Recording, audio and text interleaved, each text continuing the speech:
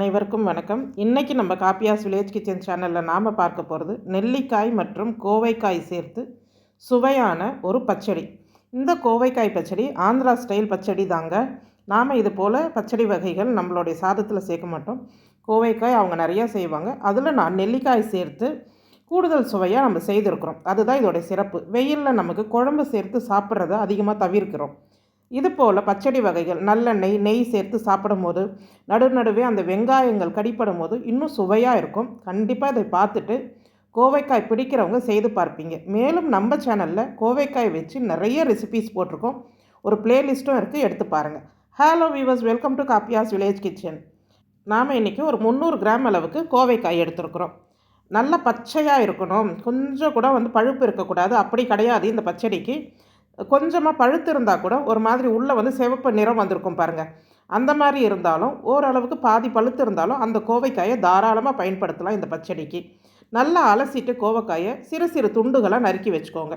இப்போ ஒரு வாணலி சூடு பண்ணி அதில் நான் மொத்தமாக நல்லெண்ணெயில் செய்கிறேங்க. நீங்கள் எந்த சமையல் எண்ணெய் பயன்படுத்துகிறீங்களோ அதை நீங்கள் பயன்படுத்திக்கலாம். கடலெண்ணெயில் செய்தாலுமே சுவை நல்லாயிருக்கும். ஆனால் வெயில் காலம்ன்றதுனால நல்லெண்ணெய் நமக்கு நல்லது. எண்ணெய் காஞ்சதுமே கொஞ்சம் உளுத்தம்பருப்பு, கொஞ்சம் கடலைப்பருப்பு, அதாவது ஒரு 2 ஸ்பூன் உளுத்தம்பருப்பு, 2 ஸ்பூன் கடலைப்பருப்பு சேர்த்துக்கோங்க. இந்த பருப்பு ரெண்டுமே அப்படியே பொன்னிறமாக வரட்டும். இதுக்கு நடுவில் ஒரு 2 வரமிளகாய் சேர்த்துக்கலாம். வரமிளகாய் வேண்டான்றவங்க மொத்தமாக பச்சை மிளகாய் சேர்த்துக்கோங்க. இல்லை வரமிளகாய் மட்டும் போதுன்றவங்க பச்சை மிளகாய் தவிர்க்கலாம். மிளகாய் மட்டும் உங்களுடைய சாய்ஸு. 1 ஸ்பூன் சீரகம், ஒரு சின்ன துண்டு இஞ்சி தோல் எடுத்து நறுக்கி அதையுமே சேர்த்துடலாம். சீரகம் பொரிய ஆரம்பித்தோன்னே இந்த பருப்பு எல்லாமே எடுத்து நாம் தனியாக ஒரு கிண்ணத்தில் வச்சிடணும். இதில் நாம் ஒரு ஸ்டெப்புமே ரொம்ப முக்கியமாக இருக்குங்க. தோராயமாக நம்ம வதக்குறோம் அரைக்கிறோம் அப்படி கிடையாது. அதை ஃபுல் ஸ்டெப் நீங்கள் ஃபாலோ பண்ணால் தான் அந்த பச்சடி சுவையாக இருக்கும். இல்லைன்னா ஒரு மாதிரி வழவழப்பு தன்மை தெரிய ஆரம்பிச்சிடும். அதனால் செய்யணும்னு நினைக்கிறவங்க எல்லா ஸ்டெப்புமே பார்த்து முறையாக செய்து பாருங்கள். இப்போ அந்த பருப்பை எடுத்துகிட்டு அதே எண்ணெயில் நான் ஒரே ஒரு பச்சை மிளகாய் உடச்சி சேர்த்துக்கிறேன். அது கூடவே நறுக்கி வச்சுருக்கிற கோவைக்காயும் சேர்த்துட்டேன். பாருங்கள், நான் இது போல் தான் நறுக்கி இருக்கிறேன். கொஞ்சம் பெரிய துண்டுகளாகவே இருந்தாலுமே அது வதங்கிடும். இதை சேர்த்து நாம் வதக்கி விட்டு கொஞ்சம் நேரம் மூடி போட்டு வதக்கி விடணுங்க. நம்ம வதக்கிட்டோன்னு சொல்லி அப்படியே விட்டுறக்கூடாது. அடியில் தீய ஆரம்பிச்சிடும். ஏன்னா நம்ம கொஞ்சமாக எண்ணெய் சேர்த்து வதக்குறோம். நிறையா எண்ணெய் இப்போ நாம் சேர்க்கலை. அதனால் இந்த கோவைக்காயை மீடியம் ஃப்ளேமில் வச்சு மூடி போட்டு ஒரு நிமிஷத்துக்கு கிண்டி விட்டு வேக விடுங்க. இது போல் எனக்கு ஒரு 7-8 நிமிஷம் ஆச்சு இந்த கோவைக்காய் இந்த அளவுக்கு வதங்கி வர்றதுக்கு. உப்பு போடாமல் தான் வதக்கணும். முதல்ல நீங்கள் ஆரம்பத்துலேயே உப்பு போட்டுட்டிங்கன்னா கோவைக்காய் நறுக்குன்னு ஆகிடும், சீக்கிரமாக வேகாது. இப்போ தான் நான் இதுக்கு உப்பு சேர்க்கிறேன். பச்சை மிளகாய் வேணான்னு சொல்கிறவங்க பச்சை மிளகாய் தவிர்த்துக்கோங்க. கொஞ்சமாக மஞ்சள் தூள் சேர்த்து நல்லா வதக்கிடுங்க. இந்த கோவைக்காய் பாருங்கள், ஓரளவுக்கு நல்லா சாஃப்டாக வதங்கிடணும். நம்ம கையில் எடுத்து கோவைக்காயை நசுக்கி பார்த்தோன்னா நல்லா சாஃப்டாக நசுங்கணும். அந்த பக்குவம் வரைக்கும் கோவைக்காய் வதங்கணும். ரொம்ப குழணும் வதக்கிடக்கூடாது. தண்ணி தெளித்து வேக வைக்கிறேன்னு தண்ணியும் தெளிச்சிடக்கூடாது.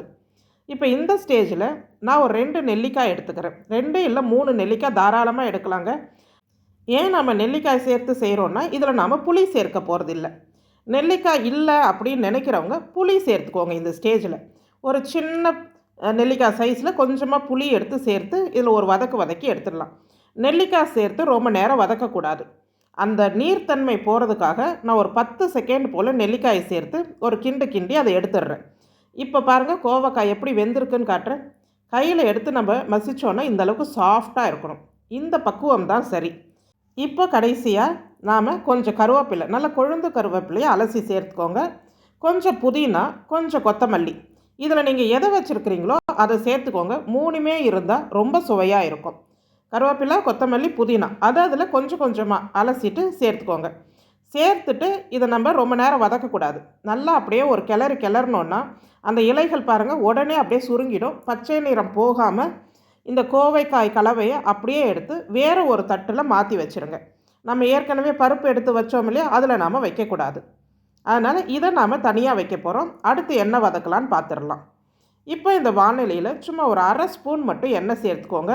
இல்லை உங்களுக்கு ஏற்கனவே எண்ணெய் இருக்குது வாணலின்னு அதையே பயன்படுத்திக்கோங்க. ஒரே ஒரு பழுத்த தக்காளி, நிறைய தக்காளி இதில் சேர்க்கக்கூடாது. ஒரே ஒரு பழுத்த தக்காளி எடுத்து நறுக்கி இதில் சேர்த்துருங்க. சேர்த்து நல்லா அந்த ஒரு தக்காளி கொஞ்சம் குழஞ்சி வரும் பாருங்கள். அந்த பக்குவத்தில் நாம் இதை எடுக்கணும். நான் இதை மூடி போட்டு 1 நிமிஷம் போல் விட்டுடுறேன். நான் 1 நிமிஷம் கழித்து நம்ம எடுத்தோன்னா அந்த தக்காளி பாருங்கள் நல்லா சாஃப்டாக இருக்கும். ரொம்ப அப்படியே மேஷ் ஆகணும்னு இல்லை, இந்த அளவுக்கு சாஃப்டாக இருந்தால் போதும். இதை தனியாக ஒரு கப்பில் எடுத்து வச்சுருங்க. பாருங்கள் 3 தடவை நம்ம வதக்கினதையும் தனித்தனியாக எடுத்து வச்சுருக்குறோம். இப்போ நான் ஸ்டவ் ஆஃப் பண்ணிவிட்டேன். இந்த வாணலி சூடுல, ஏன்னா சட்டி நல்லா சூடாக இருக்கும். இதில் ஒரு கைப்பிடி அளவுக்கு சின்ன வெங்காயம் இல்லைன்னா நீங்கள் பெரிய வெங்காயம் கொஞ்சம் பெரிய பெரிய துண்டுகளாக நறுக்கிக்கோங்க. ரொம்ப பொடிசாக நறுக்க வேண்டாம். நாம் ஸ்டவ் அணைச்ச பிறகு மண் சட்டி மட்டும் ரொம்ப நேரம் சூடு இருக்கும். அதனால் அந்த சூட்லேயே நான் இந்த வெங்காயத்தை போட்டுடுறேன். நம்ம வெங்காயம் வதக்கணும்னு அவசியம் இல்லை. அந்த சூட்டில் போட்டு வச்சிட்டோன்னா அந்த பச்சை தன்மை கொஞ்சம் குறையும், அவ்வளோதான். இல்லைன்னா பச்சை வெங்காயம் கூட கடைசியாக சேர்த்து நம்ம அரைக்கலாம். ஏன்னா இதில் வெங்காயம் வதக்கி சேர்க்கக்கூடாது. நல்லா எல்லாமே ஆறிடட்டும். ஆறின பிறகு முதல்ல இந்த பருப்பு வகைகளை சேர்த்து நாம் அரைச்சிட்டு வந்துடலாம். குறைன்னு இருக்குது பாருங்கள், இப்படி தான் இருக்கணும். ரொம்ப நைஸாலாம் அரைக்கக்கூடாது. அதற்கப்புறமா நாம் வதக்கி வச்சுருக்கிற இந்த கோவைக்காய் கலவை எல்லாத்தையுமே சேர்த்துருங்க. உப்பு கோவைக்காய் வதக்கும் போது கொஞ்சமாக போட்டோம், அவ்வளோதான் நம்ம சேர்த்த உப்பு. அதனால் இப்போ கோவைக்காய் நெல்லிக்காய் பச்சடிக்கு தேவையான உப்பு சேர்த்துருங்க. இதில் உங்களுக்கு புளிப்பு குறைவாக இருக்கிற மாதிரி இருந்ததுன்னா இன்னும் ஒரு நெல்லிக்காய் கூட நீங்கள் சேர்த்துக்கலாம் தாராளமாக. நெல்லிக்காயோடைய புளிப்பு தன்மையை பொறுத்து தான் நம்மளுக்கு இந்த பச்சடியோட புளிப்பு. இப்போ அந்த கோவைக்காய் குறைன்னு அரைஞ்ச பிறகு அந்த தக்காளியையும் இப்போ வெங்காயம் எடுத்து வச்சுருக்கோம் பாருங்கள், அப்படி சேர்த்துக்கலாம். பச்சையாக வெங்காயம் சேர்க்கறது இன்னுமே சிறப்பு. நானும் அந்த சட்டி சூடில் தான் போட்டேனே தவிர நான் எப்போவுமே பச்சடிக்கு பச்சையாக வெங்காயம் சேர்ப்பேன். இல்லைனா பொடிசாக நறுக்கி கடைசியில் நான் மிக்ஸ் பண்ணுவேன். இப்போ இது எல்லாமே எடுத்து வச்சிடலாம். இதை நம்ம தாளிக்க போகிறோம். ஒரு வாணலி வச்சுட்டு அதில் நல்லெண்ணெய் சேர்த்துக்கோங்க. நான் நல்லெண்ணெயை ஊற்றி தாளிச்சிடுறேன். ஏன்னா சாதத்தில் சேர்த்து சாப்பிடும் போது சில பேருக்கு பச்சை எண்ணெய் சேர்த்தா பிடிக்கும், சில பேருக்கு பிடிக்காது. அதுபோல் இருக்கிறவங்க இது போல் தாளித்து சேர்த்துட்டிங்கன்னா எக்ஸ்ட்ரா எண்ணெய் சேர்த்து சாப்பிட வேண்டாம். இதோடு சேர்த்து நம்ம சாதத்தில் பிசைஞ்சிடலாம். கொஞ்சமாக கடுகு, உளுத்தம்பருப்பு, ஒரு வரமிளகாய், கொஞ்சம் கருவேப்பிலை போட்டு தாளித்து நம்ம கோவைக்காய் நெல்லிக்காய் பச்சடியில் சேர்த்துடலாம். அவ்வளோ ஒரு சுவையாக இருக்கும். மேலும் இதை நீங்கள் ஃப்ரிட்ஜில் வச்சிங்கன்னா ஒரு 4 நாளைக்கு வரைக்கும் வச்சு பயன்படுத்தலாம் தாராளமாக. சுட சுட சாதத்தில் அதே போல் நெய் இல்லைன்னா நல்லெண்ணெய் சேர்த்து சாப்பிட்றவங்க சாப்பிடலாம்.